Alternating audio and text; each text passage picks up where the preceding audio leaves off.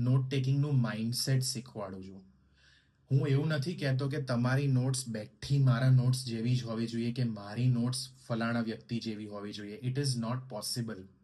તમે 15 સ્ટુડન્ટ્સ હોય, હું કેટલું બી શીખવાડું, તમે તમારા બધાની નોટ ટેકિંગ અલગ જ દેખાશે. Okay, so you are not suppose to copy anybody. You are just suppose to learn the mindset કે ભાઈ નોટ ટેકિંગનો જે રૂલ મોહિત શીખવાડે છે, we just try to follow it to our best, બસ.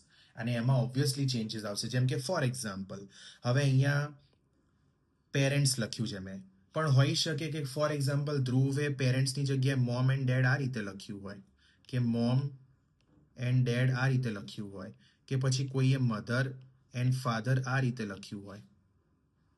તો બધાની નોટ્સમાં કંઈક અલગ દેખાવા મળશે. અમુક લોકોએ કદાચ મારા જેમ પેરેન્ટ્સ બી લખ્યું હોય.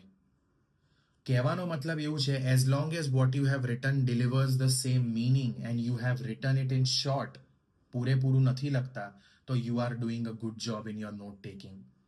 બરાબર? હા, તમે આવું લખો છો કદાચ નોટ ટેકિંગમાં, ભાઈ મધર એન્ડ ફાધર, તો તમારે ઇમ્પ્રુવમેન્ટની જરૂર છે, બિકોઝ આ રીતે આપણી નોટ્સ પચશે નહીં.